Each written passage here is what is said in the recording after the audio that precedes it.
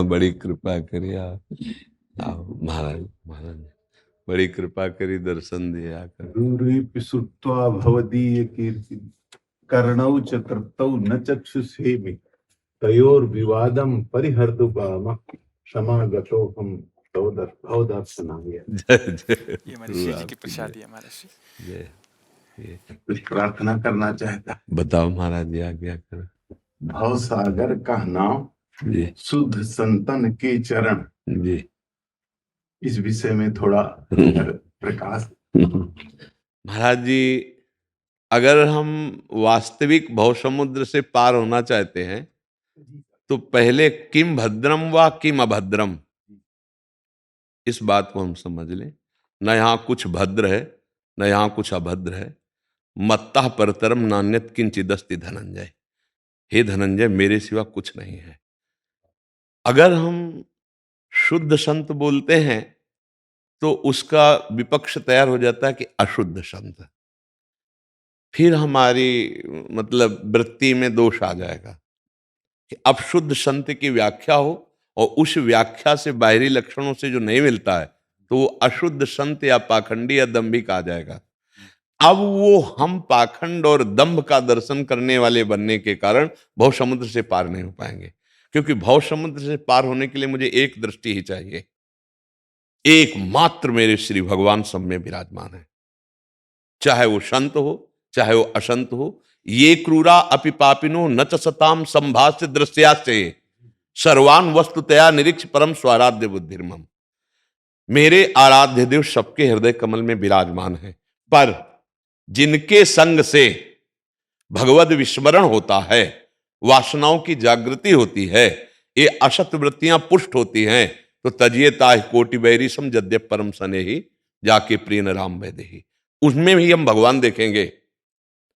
पर जिनके संग से भगवत अनुराग बनता है, जिनके श्रवण मात्र से वासनाओं का दमन करने की इच्छा प्रकट होती है, जिनके शब्द मात्र से हमारे हृदय में ज्ञान का प्रकाश होता है, हम उनका आश्रय लेंगे, उनके चरणामृत को पिएंगे और उनके समीप की आकांक्षा भगवान से करेंगे कि मुझे ऐसे महाभागवतों का संग मिले जिनके संग से आपके कथन श्रवण से हमारे हृदय में प्रेम उत्पन्न हो जाए। आपकी लीला का कथन श्रवण, दिनमुख हरिजस सुनत श्रवण मानो न तृपित चिन्ह।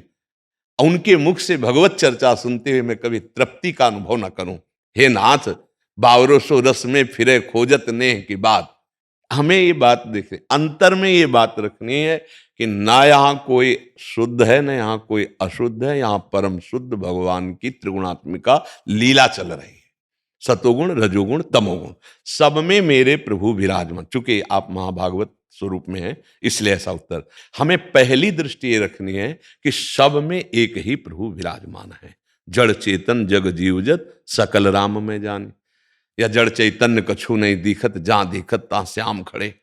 जैसा राम कहो, श्याम कहो, ब्रह्म कहो, वासुदेव कहो, तो ये एक तत्व है। पहले हम सवाल हल करने के लिए मानी संख्या एक तत्व।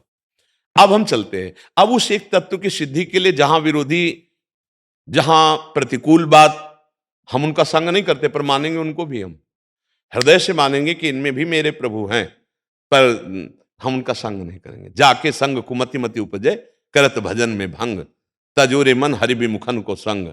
लेकिन उनमें भी हरि है, ये हमारी पक्की श्रद्धा है।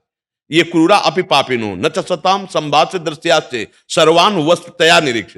पर जिनके संग से भगवत अनुराग उमड़ता है, भगवत लीला कथा का पान करके हमारे मोह का नाश होता है, हमारी इंद्रियां हमारा मन शांत होकर प्रभु के चरणों की दास्ता से युक्त हो जाता है, हम प्रभु से भी आकांक्षा करेंगे कि ऐसे महाभागवतों का मुझे संग मिले, पर सब में मेरे प्रभु हैं।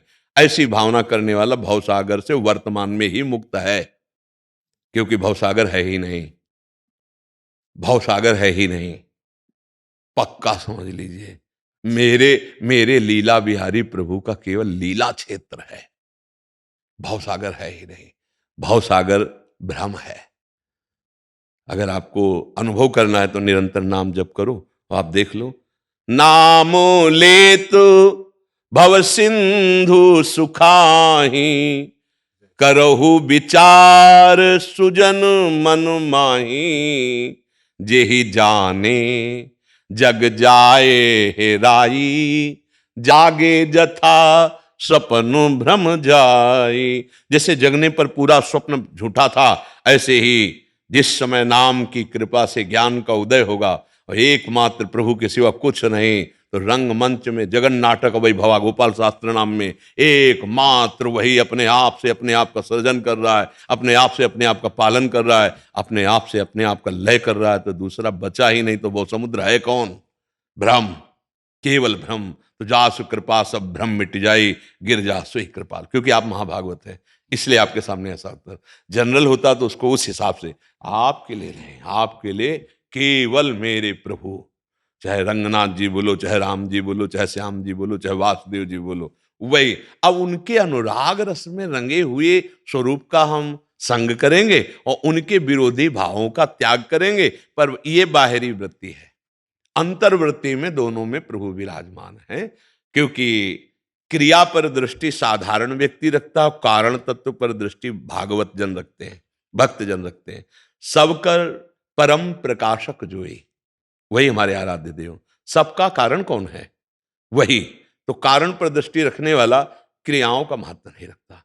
कोई शुभ क्रिया कर रहा है, कोई अशुभ क्रिया कर रहा है, कोई शुद्ध भाव वाला है, कोई अशुद्ध भाव वाला है, पर है तो त्रिगुण के अंतर्गत। इस पर्दे के पीछे क्या है?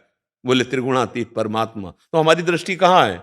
हमें कोई पर्दा रोक नहीं सकता। पर्दे के पीछे देखो, केवल वही राम जी हैं, श्याम जी हैं, वही वासुदेव हैं, वही ब्रह्म है, जो भाव कह सके। महाराज श्री केवल अपने प्रभु ही सब जगह हैं। अब उसमें अनुराग जिनके संग से बड़े, उनकी तो हम आकांक्षा करते हैं, पर हम निंदा किसी की नहीं कर सकते। हमारा प्रभु सब रूपों में विराजमान है, तो भव समुद्र ही खत्म हो गया, भ्रम समुद्र ही खत्म हो गया। ना ये पहले था, ना अभी है, ना आगे रहेगा। जैसे रस्सी पड़ी हुई है, हमें भ्रम हो गया कि सांप है, तो ना पहले सांप था, ना मध्य में सांप है, ना आखिरी में रहेगा। अब या तो कोई टार्च मार के दिखा दे हमको पक्का, और या कोई वहां खड़ा होके बोले कि मैं विश्वास करो पक्का कहता हूं ये रस्सी है, सांप नहीं, देखो मेरे पास। तो आप वहां निर्भय होकर पहुंच जाएंगे और देखेंगे कि ना सांप कभी था, ना है, न रहेगा।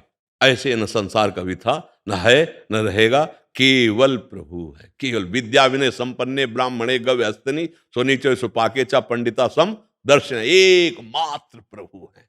हाँ, ऐसे प्रभु से हमें परिचय और हमें प्यार अनुराग मिलता है। ऐसे जनों की हम चरण धूलि माथे पे धारण करते हैं, उनके संग की आकांक्षा करते हैं, और जिनके संग से विस्मरण होता है उनके संग का त्याग करते हैं। पर त्याग करते हुए भी उनमें हम अपने प्रभु को देखते हैं। अब भव समुद्र का जाल खत्म हो गया। क्यों महाराज जी? नहीं, सही बात।